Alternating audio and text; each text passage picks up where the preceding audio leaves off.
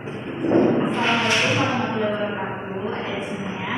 Waalaikumsalam warahmatullahi wabarakatuh. Oke, sebelumnya saya Kakak Anita Bersodini di sini Alhamdulillah. Nah, di sini kita akan melaksanakan program remedial. Jadi kemarin kan kita sudah melaksanakan untuk menjawab soal-soal yang sudah kakak-kakak berikan kepada adik-adik. Nah, ternyata setelah kita analisis terdapat 2 orang yang remedial. Nah, di mana 2 orang yang remedial ini itu berada di 3 tujuan pembelajaran, di mana materi kita kemarin itu adalah kesetimbangan kimia. Tujuan yang pertama itu menjelaskan pengertian reaksi kesetimbangan dalam hubungan antara reaksi dengan hasil reaksi. Yang kedua, menjelaskan hukum kesetimbangan dan penerapan kesetimbangan. Dan yang ketiga, menganalisis pengaruh perubahan konsentrasi terhadap arah kesetimbangan.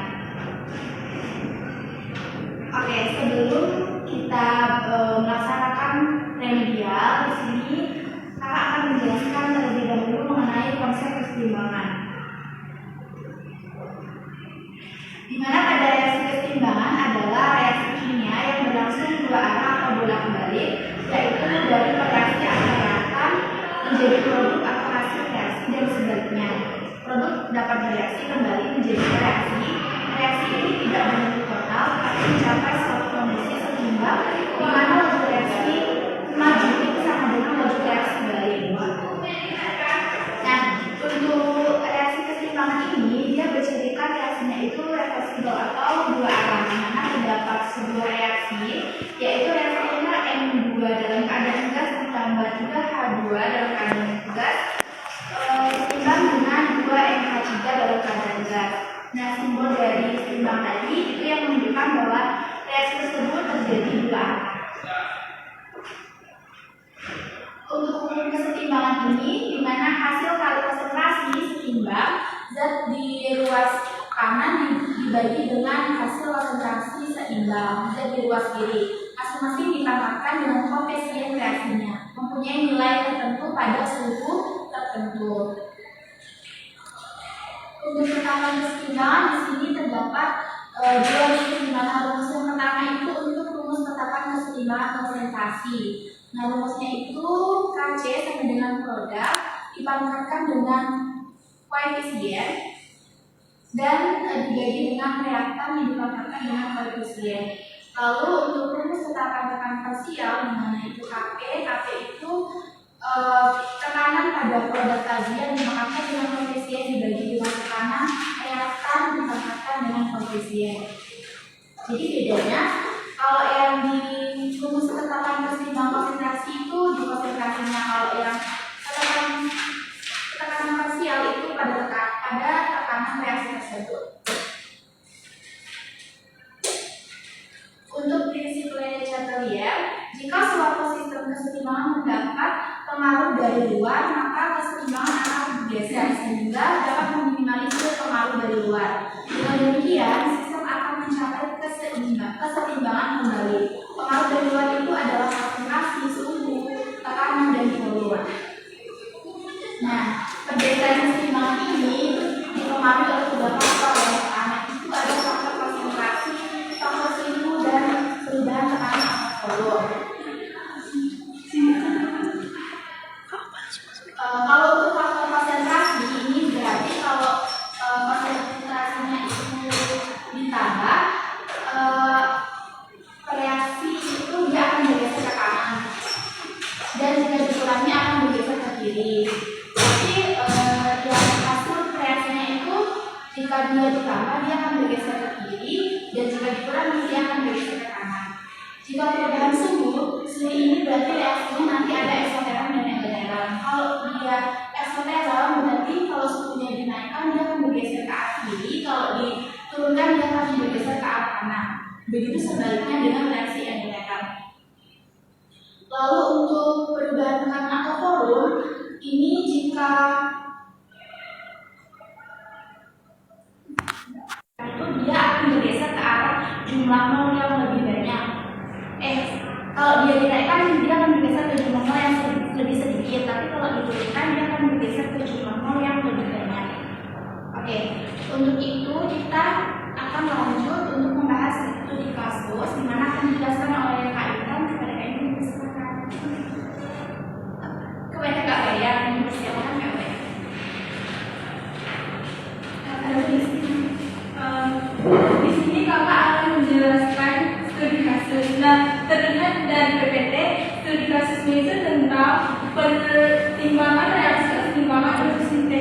maunya, gimana reaksinya yang terdapat pada PPT.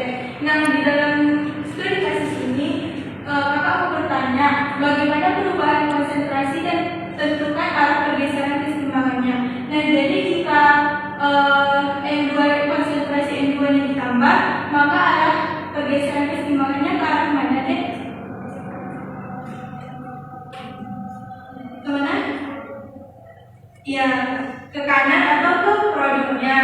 Kalau misalnya H2-nya ditambah, dia bergeser ke arah.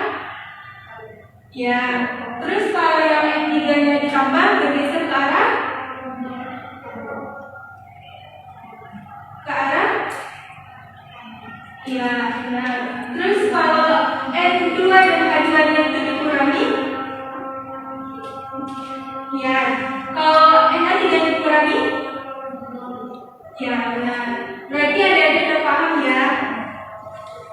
Oke.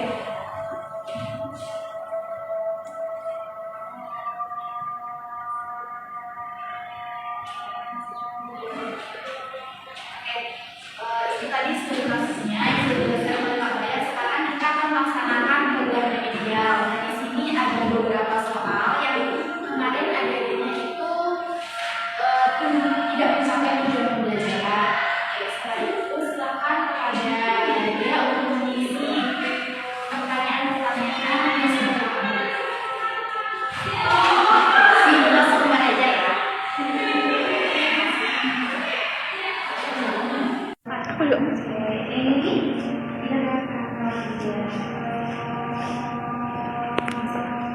Kalau ada yang mau ditanya nanti tanya aja ya. Misalkan kalau misalnya